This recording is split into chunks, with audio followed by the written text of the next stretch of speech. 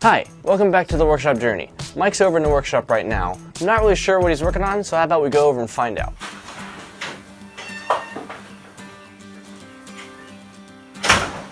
Oh, looks like we're going to be doing a little bit of cutting and assembly today. What's going on? Well, hey there, Dominic. The flip top cart I made previously, I'm ready to do drawers in it. Okay. Had a challenge with it though, because as I rotated, I had given it a rotation arc based on the height of the item. Well, the item makes a rectangular box, so the rotational arc of 13 inches wasn't enough. Yeah. So I could only turn it one way, and then the top drug as I was on the scroll saw as I was trying to adjust it. Yeah, it was a little bit of a dragging fit when the... So I lowered the shelf 2 inches today. Oh, good enough. I got like a 1/4, 3/8 of an inch clearance. Wow. In the tightest part. Okay, So yes, but that caused me to re-evaluate my drawers for the cabinet. Instead of 3 5-inch drawers, I'm going to go with 2 5.5-inch drawers. Okay. And then cut the plywood face a little bit bigger to cover in the gap, because 5.5 and 5.5 is 11. And I only got a 13-inch gap now instead of 15. So. Gotcha. So today I'm ready to make the drawers. I set up a set of dado blades. Oh, very nice. Is that going to be the groove that holds the plywood in place for the drawers? Yes, it is. I ran a sample through, Okay. and I did Oh. this one using the 2 1/8-inch inside-outside dados with a 1/16 of an inch chipper, and then I did this one with just the inside and the outside. This is a 1/4 of an inch, and I can get it on the plywood. But it's not. It's very snug. I have to tap it on with a hammer, and I really do enjoy carpenter fit. But Boy. trying to build these drawers and getting dovetails together and such, so I decided to go back in and adjust the dado. So I'm going to go with the 5/16 groove. Okay. So let me give you a little bit of the flow today. I'm going to cut the dado groove first on my 2 1/6s. Okay. When they come out here, we'll just stack them here till we're done. Turn around, and on my chop saw then I'm going to cut my pieces. Okay. And you know, I made this little stop that goes on the wing of my chop saw. Very cool. And it's got a T-bolt in it, so it goes right down the groove in the middle of the saw, and I can tighten it down. And that lets me do short pieces all the same. Well, the problem today is I need 22.5 inches. So I had to get out my fence.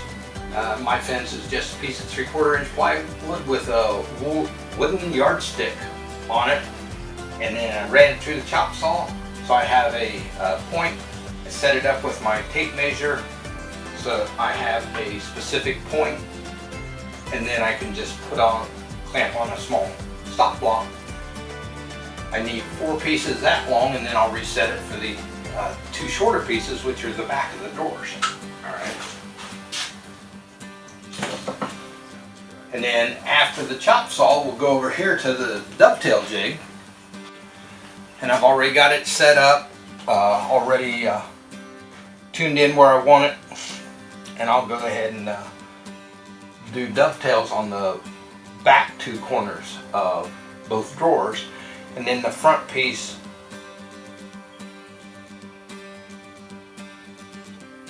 I'll either just do a butt joint, or I'll do a dado.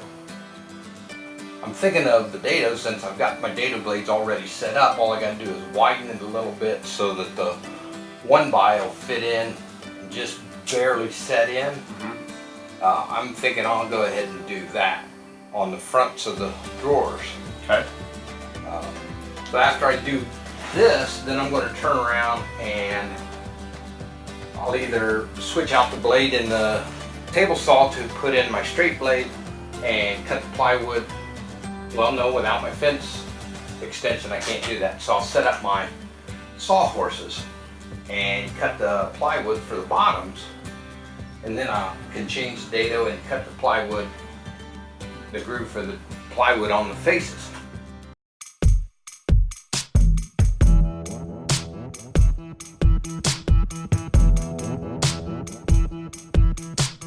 Soundstripe.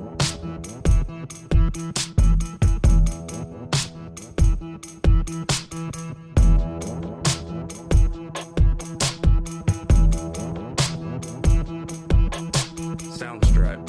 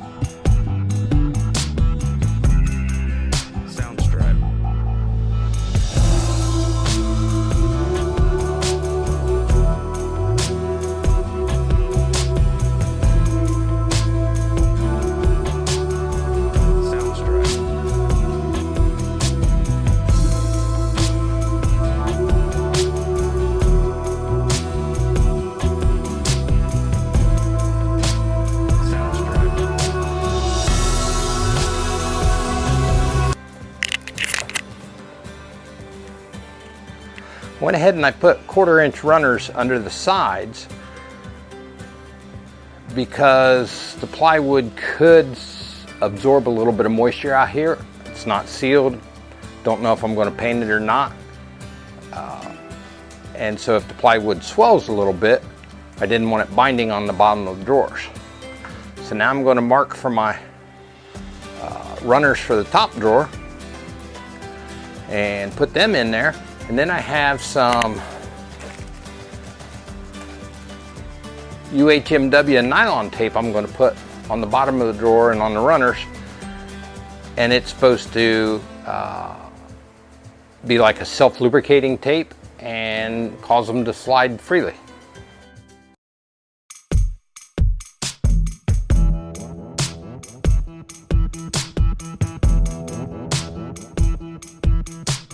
Soundstripe.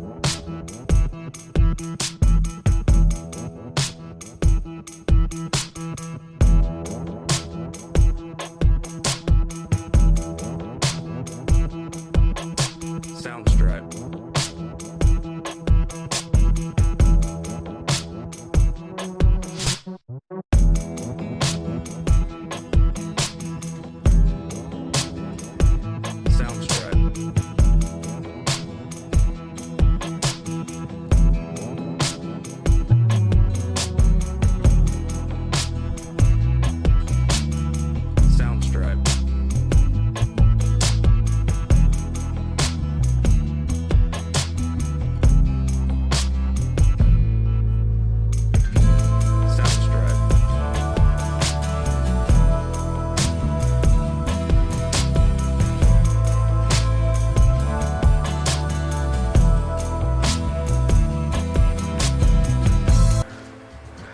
Not quite dry. That doesn't surprise me with the amount of humidity we got. Hey there, come on in.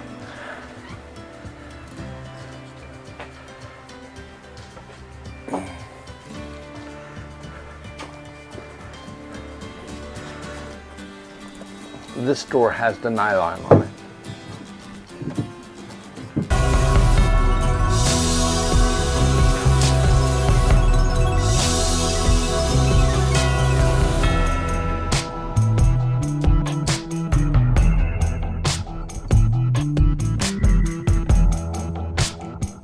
Soundstripe.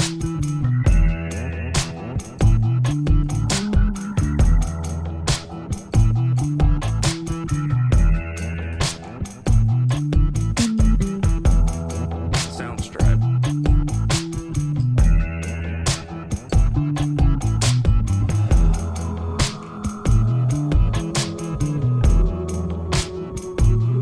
Soundstripe.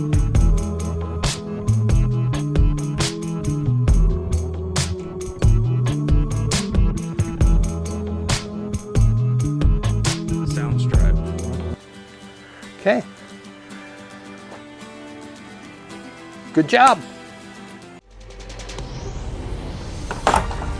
Oh, hi! Thank you for watching the video. We hope that you were entertained or educated by this video.